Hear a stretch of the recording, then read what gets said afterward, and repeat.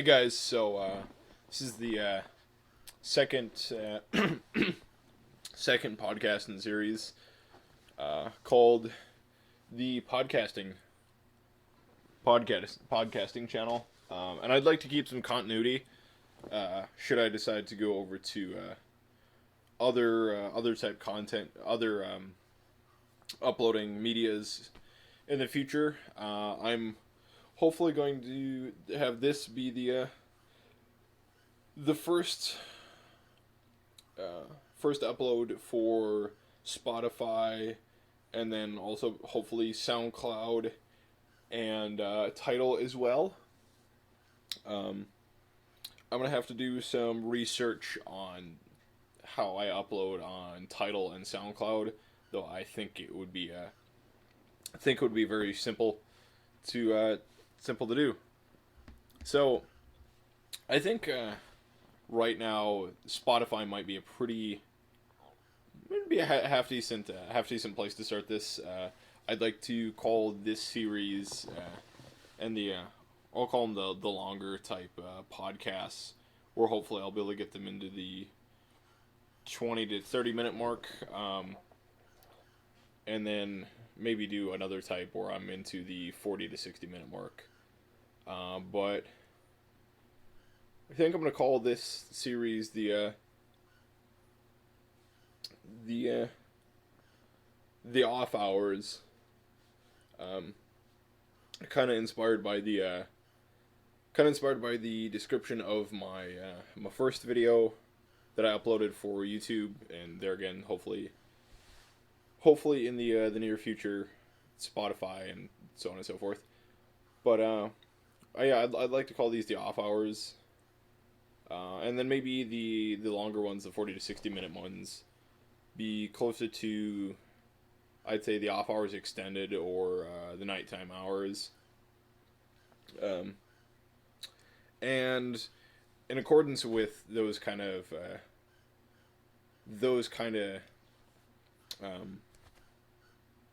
videos, they'll be released during the time that I kind of feel is fitting for both introductions.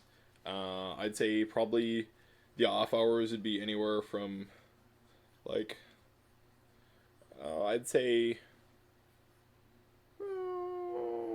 from about 5:30 all the way up to 9:30, 10 o'clock, and then the nighttime hours, or the night hours, would be closer to, like, I don't know, I'll say 11 o'clock to 1 a.m., or 2200 to 2400, or 0100 hours, for you military folk out there that are also listening to this.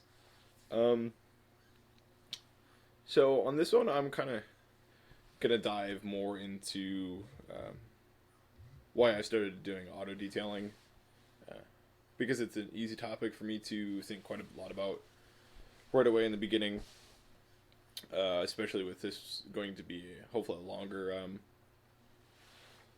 longer type of podcast. So what got me started on starting detailing? A lot of it, I think, stemmed from. So let me back up and kind of give you a little bit of backstory before I get started. And the company I worked for after the military, I will leave. I won't. I'll kind of leave that anonymous. I don't want my connection to the store and my experience to hinder that particular business's name and image and whatnot. It's just not something I'd want to do. So it started off with me getting out of the Marine Corps after getting medically separated, due to a plethora of different things, namely my back and shoulder and whatnot. And I was kind of thinking about what I was going to do when I got out of the military. You know, I wasn't like a lot of those guys that kind of had job lined up, or were pretty much going to get out of the military and then hop into college next semester. I wasn't one of those guys, and college wasn't really in mind, and still to this day really isn't in mind too much. Though hopefully here in another podcast, I'll kind of talk about a one school I'm thinking about going to, or hopefully going to be putting my application in for, is the tuner school hosted by Hedtke Performance, what I'd call one of the larger American domestic car modifiers. They do Dodge, Chevy, Ford. No preference. They'll do it all. But back onto the kind of story. So I was getting out of the military, and I had remembered an old boss of mine once told me that, hey, once you get out of the military, if you need a job when you get out, just let me know, and I'll see what I can do to get you hired here. And I thought about it, and, let the old boss know, and she was still working there. So I put in the application and pretty much got home, was out of the military for like a week, and back to work. And the first little while there was okay. Just wasn't really a big thing for me. I didn't really I don't want to say enjoy it a whole lot, but I could definitely tell this is something that I didn't want to do for the rest of my life. So I didn't. Then it kind of got to a point where, enough was enough. I was fed up with the job, and there was some stuff going on within the company that I wasn't a fan of. So I quit. And the first little while after I didn't have a job, I kind of thought to myself, hey, dumbass, how are you going to pay the bills now? And, how are you going to do X, Y, and Z, car payment, insurance, like, what are you going to do, dumbass? All right, well, let's try this. And I had been doing some oddball jobs here and there, and I had a friend of mine who will also stay anonymous for the sake of this podcast. If you know who you are, if you're hearing this podcast, I can't thank you enough for helping me kind of get where I'm at now. But he had brought up, why don't you try to do detailing? That doesn't seem too bad. Like, you really enjoy cars. And I'm like, you know what? Hell yeah. Yeah, I really do enjoy cars. Let's give this a try. And then the day rolled around where I got my first client. And to tell you I was nervous, yeah, that was a massive understatement. I was nervous as all hell. Didn't really know a whole lot about what I was doing. Just watched a whole lot of YouTube videos and pray to God, which is quite an ironic line because I'm a Satanist. But I pray to God that I don't fuck this up. And it went over quite well. The client was happy, but then I kind of got the fix, and business was slow right away, and then I kind of started to pick up, and I picked up my skills and started honing my craft a little bit. Each car I got better and better and better, then started offering exterior packages, and that got better and better and better. And to this day, which I only started in April of 2019,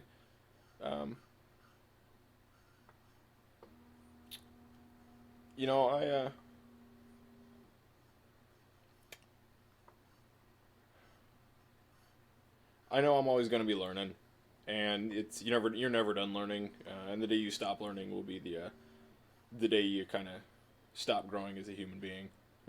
Went off on a little bit of a tangent there, but so then I got hooked, and I realized how much that I truly do believe that I need to be self-employed.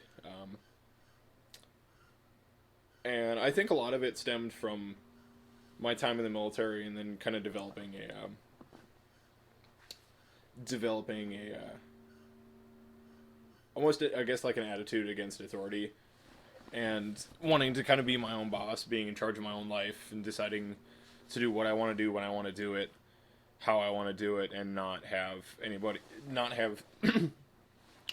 someone in control kind of over that. And that was at the point where I kind of considered myself, I'm definitely an entrepreneur. Having a boss definitely is definitely not in my cards. So I've been slowly working on the business from then on. It's been a rough road. Quite a few hiccups, learning X, Y, and Z. Something not going right, and it's growing pains, for sure. And I don't even know what next year is going to look like, to be honest. My goal, and I've got kind of got some ideas that I'll go into later on in this video about kind of something I have planned for next year that'll be exciting. It'll be content for this channel, but I'll call it like the vlogcasting, not vlogging, but the vlogcasting videos. But yeah, next year I don't really know. I'd like to get my 98 RAV4 all kind of set up. I'd used that during the summer last year. When I wanted a work truck, something I wasn't hauling everything around my daily driver in, and now this winter I'm having to use my Mercedes, my daily driver, which that'll be another another video altogether on that thing. But I've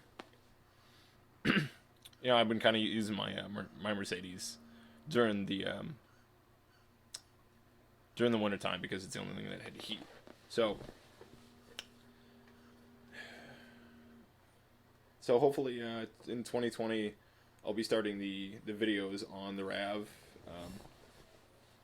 My kind of idea where I want to go with that, making content with that next year, will be I did some things, got some stuff wired in over it's kind of over the last few months. But I'm not really happy with how it turned out. Though I love the RAV, and it is a absolute rust bucket. It's the chassis got 200,000 miles on it. When I got it from my brother, the previous owner had apparently rolled it a few times. It didn't have a passenger side mirror when I got it. X, Y, and Z. It's so. What I'm hoping to do next year is I'd like to tear the dash out and kind of fix a lot of the mistakes I made with wiring, because I had to actually lost the key, had to cut out the ignition and put in switches and relays to start it. Though later on I did find the key, so I'm still able to lock and unlock it from the outside. But and then again, the driver's side door handle on the outside doesn't work, so that'll be another thing entirely. But yeah. So I kind of want to tear apart the dash and get that mess sorted. Maybe go over to I'll say more simpler type of gauge cluster. Though the one on there, it's got a coolant temp. Coolant temp, RPM, speedometer, and then fuel level gauge. That fuel level that gauge didn't even work. So it's it's when I was still driving it, it was purely it's been a couple days, probably should throw some gas in there, or and oddly enough, the low fuel level light would come on. You're like, not really sure how much of the tank's left in that one. So maybe go over to individual gauges for all of those, and and then probably add a oil pressure and oil temp sensors as well, just for a little bit more readout. Though it's a 150,000 mile engine, I'd still like to be able to know that information as well. Then go over to kind of replace some of the switches with a gets more secure way with maybe doing a RFID kind of keychain type thing, that when I set it in there, I can then use like maybe a push start for it, or maybe just a RFID type switch to unlock a 12 volt circuit, so I can then hit the switches to turn it on. So we'll kind of see on that. I'd like to definitely put a fuel cell in it to replace the stock fuel tank. Mainly just because I don't really it's a RAV4, though it was kind of designed for all-wheel drive. I kind of want to do something a little bit different. So probably take the stock fuel tank out, and because the fuel level sender is Kaputski's, I would rather just throw in a whole new fuel cell and run new lines and everything. I just put a smaller fuel tank kind of in the back, maybe like a 17 gallon, just to still kind of get some capacity, but lighten it up a little bit, so I can maybe go to a kind of throwing more stuff inside it. Which the plan on that one, along with the fuel tank in the back, is I want to kind of make a pull-out sled type thing, where I can set up all my tools, all my tool bags and boxes and everything, kind of have their place. It'll be a slot for an air compressor and the pressure washer and vacuum and stuff like that, where they'll all kind of sit in their respected blocks. So I can just kind of pull it out, kick the legs out, and pull everything I need off of the sled, and then just put it back, and kind of keeps everything nice and organized. Maybe do something. I definitely want to, once I get the dash out, buy a new heater core for it as well, and reconnect the heat, because it'd definitely be really nice to have heat in the wintertime, or at least be able to defrost my windows again.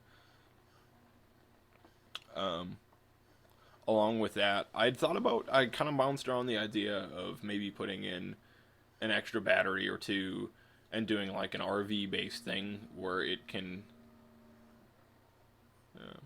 where I could flip 12 volt to 120 volt, but I don't really know. I don't really know if that stock alternator could kind of keep up with that type of demand. So that's still kind of I guess a thought and process kind of thing. Though it probably will end up going on the back burner until I can find out further specs on that alternator, because I just don't want to overwork it. So yeah, probably just putting those two things. Definitely add, for sure, gonna add a light bar in the front. When it rolled, the roof kind of got a little crinkled up by the windshield, so I kind of want to put maybe a light bar in there and fab up some kind of like light bar mount for the front to hold like a curved light bar, and then two what I'd call kind of alley lights that point off to the sides. So I kind of have some light in the on that side as well, and then maybe try to figure out something with fabbing up a roof rack in the rear with lights as well, and a spot for cargo in case I wanted to take the sled out and maybe go somewhere with it. Maybe be able to put the passenger seat back in there and have be able to take it on a trip or something, or drive it somewhere. Next on the bucket list for the RAV is going to be changing up the exhaust a little bit. Definitely going to complete the exhaust, because right now it's a stock header down to what used to be the intake side of the catalytic converter that I cut out, and then wired in stepped up the what looked like 1 3/4 to 2.5 inch exhaust, and threw the old resonator off my Mercedes on there, and then just a downturn after that. And I thought, hey, it's not gonna be that loud, but as it sits right now, I need need a set of shooting muffs just to be able to drive that thing without going deaf. So we're definitely going to add probably a resonator and a muffler. I'm not going to put a catalytic converter back on it, but just a resonator and a muffler kind of in the back to clean up the sound a little bit. As far as the rust on the outside, I'm kind of on the frame rails and the doors and everything. I want to do my best to kind of clean that up a little bit, and hopefully maybe just make some, box some steel in, kind of make, I guess, frame rails again for it, and then maybe put some, I don't want to say Nerf bars, but step bars on there. Kind of give it like an off-roady type look without going too extreme with it. It'd definitely be nice in the wintertime having all-wheel drive and something with some capacity in it. Yeah, let's see what else. Yep. I'm thinking just that, and then hopefully get a new fenders, because those are all messed up. Put new fenders on it, and then maybe give it a rattle can paint job, or kind of I don't know. I think rattle can might be the easiest, as I don't really want to go into wrapping, because that's painting will just be a lot easier. But yeah, that's kind of my kind of overall plans of the RAV for right now, and my kind of immediate plans for 2020 with Hedtke's Auto Detailing. Will definitely be it'll be a project car. So thank you guys so much for staying for the whole 21 minutes of this podcast, coming up on 22. Hopefully gonna have this should be the first podcast you hear on the podcasting channel, Spotify channel, along with the podcasting channels on SoundCloud and Tidal as well. So thank you guys so much for listening. Stay tuned for future content.